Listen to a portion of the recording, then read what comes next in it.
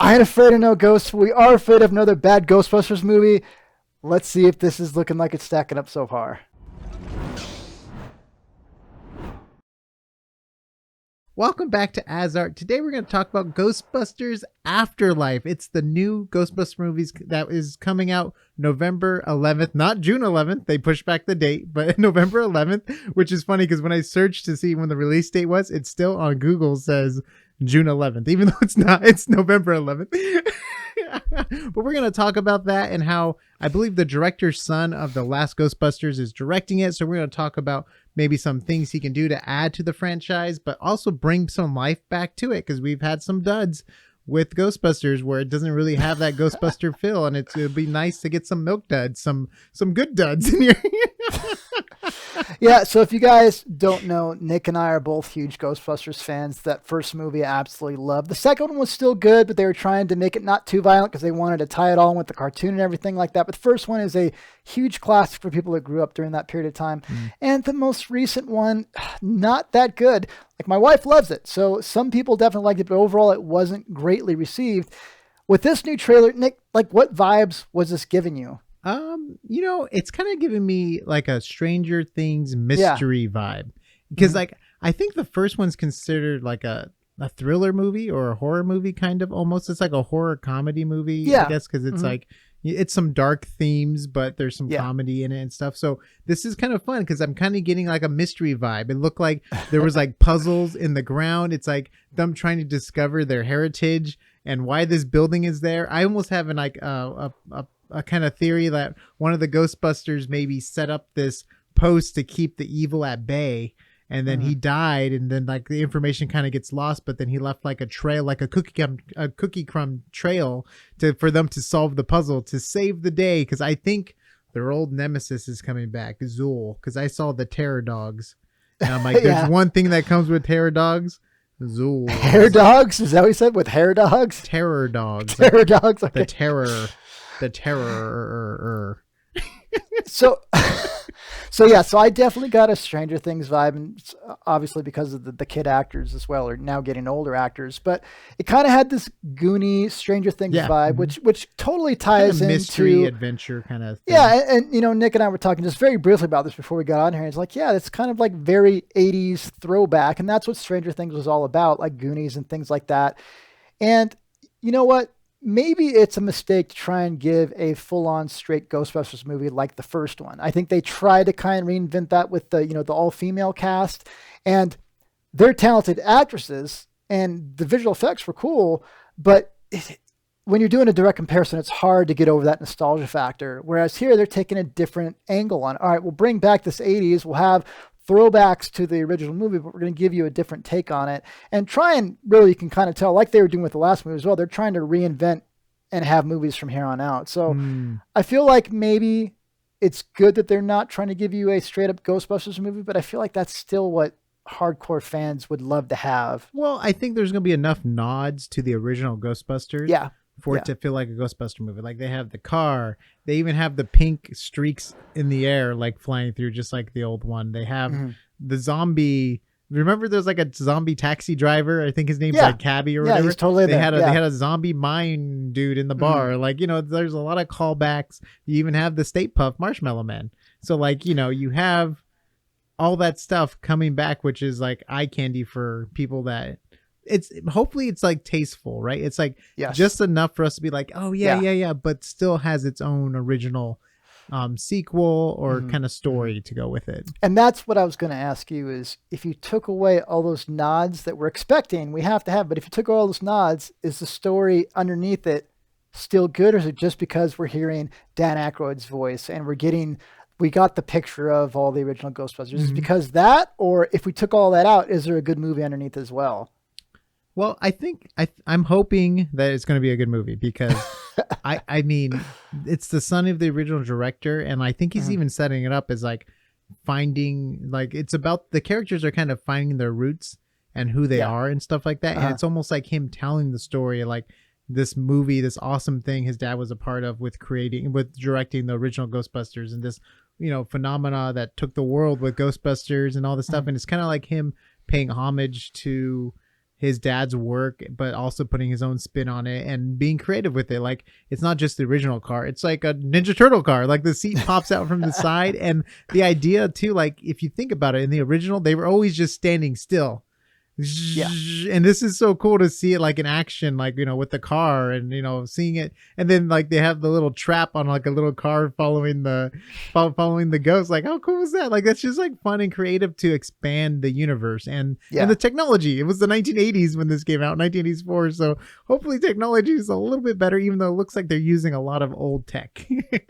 Which I like a lot. So like Nick was saying, the director is the son of the original Ghostbusters director. And that brings with it a lot of, I don't want to say perks, but things that I didn't even think about that Nick was mentioning. Like Nick was mentioning, he's like, yeah, well, this man now, but a kid when they were filming the original Ghostbusters, he has somewhat of a relationship with Bill Murray, Dan Aykroyd, and all these guys. And so it's kind of more likely that they're going to be contributing to it. I mean, you probably worded it better than I did, but I always think of Led Zeppelin, right? So when John Bonham died, the band's like, hey, we're not going to play anymore. No more without a Bonham. But when Jason Bonham, his son, who is also a drummer, they toured with his son because it was like, oh, this is his son. He can breathe. So it's kind of like, like, oh, this is his son. He's like family to us because, it's like they already went through this experience of the band. So I kind of see it that way where it's like, oh, man, this would be awesome. His son's carrying on the legacy and all this stuff. And it's like, so basically the Ghostbuster band is getting back together. Yeah, it kind of is. You know what I mean? And it kind of is. And they kind of teased us at the end with Dan Aykroyd, and he had a cool tattoo on his arm,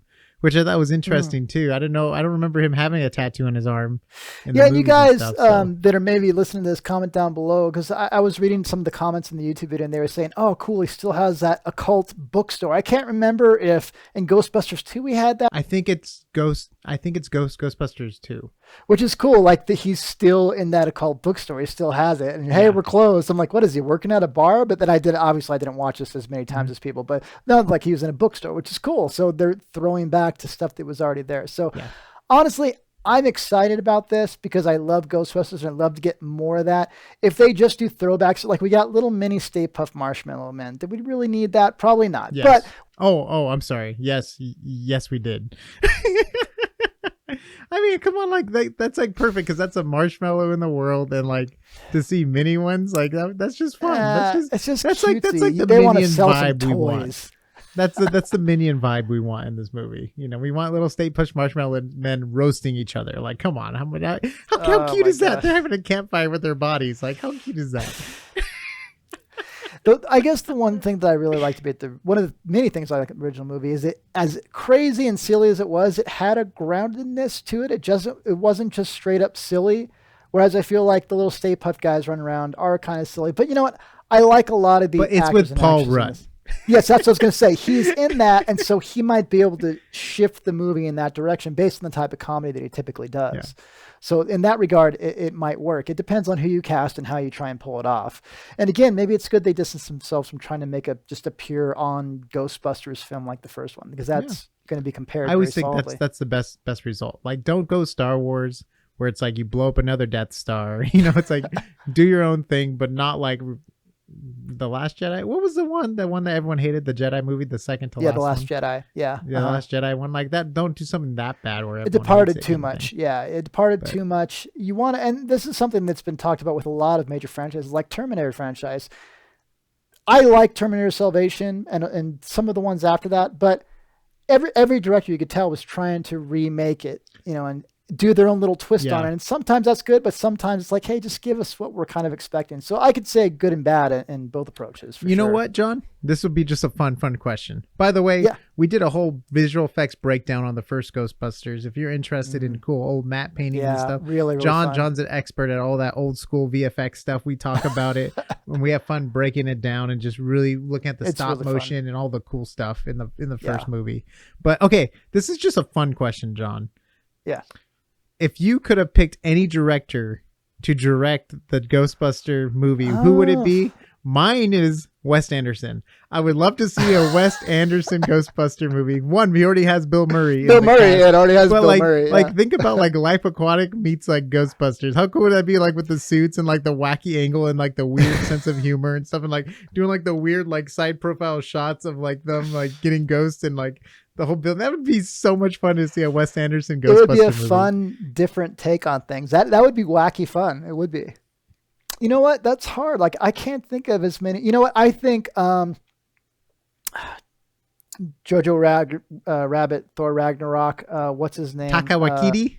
Yes, I would. I think that would also be good. Very similar. I think he to has Wes Anderson with the comedy. He's very good with visual effects, like you've seen in the Marvel movies. But he also can tell very good stories, with good comedy. I think you beat me with the directors. I think that would have been you beat fun. me there. You're right. No, you're right. No, I think it's better than mine. Mine would have been more of like if it was not a high budget movie, but like a fun, quirky movie. And then yours would have been like if Disney's like, we want to remake Ghostbusters. Oh, yeah. We're gonna throw billions of dollars behind it and start a Ghostbusters cinematic universe. And you know what? Wes Anderson would be very fun though. Just for the stylistic decisions, I would be hilarious. And he works so well with Bill Murray already. Yes. So good. Yeah, it's just the attached baggage. Well, we're getting Bill Murray just as a consequence of you win. If Bill Murray's in the film, you win, right? Yeah. So Bill Murray, Dan Aykroyd, all the originals. You saw Janine and part of the trailer. Do you think they're just going to have little cameos like the last movie? Or do you think they're going to play I think they're going to be a big part of the ending. Yeah. You think this is kind of like Star Wars Force Awakens where they're kind of handing off the reins to the new younger actors? Either that or it's going to be like it's just a good old team up. Like getting them out of retirement kind of thing. Like I think that scene we see isn't the end of the movie, like when they're driving around in the car and stuff. I feel like there's going to be a moment where the original Ghostbusters show up to help them save the day or something like that. I don't think it's going to super flop though. No, if I don't anything, think so. I just think it's not going to be held up to the original, but it's tough. I mean, it's hard. Like even Star Wars can't get close to their originals. Yeah. You know, even Lord of the Rings, right? No matter what happens, everyone's going to have this high expectations to meet this movie thing. It's just it's tough when it's so beloved. It's going to be hard to outdo it. So you guys, let us know down below if you're excited about this. I'm hesitantly or tentatively trying to be excited about this. Nick sounds like he's pretty excited about it. Let us know down below what you think. Did you like the previous Ghostbusters, the female cast? Did you think that was cool? Did you even like Ghostbusters 2? That definitely didn't stand up as well as the first one. Or do you think you just have to go to the original one? That's the one for you. Let us know down below. Check out asart.space for the audio and video links for the different type of content we have in here. We have all kinds of different stuff. Audio podcasts, deep fakes, visual effects breakdowns, all kinds of things like that. So check all that stuff all out. And we'll see you on the next Asart.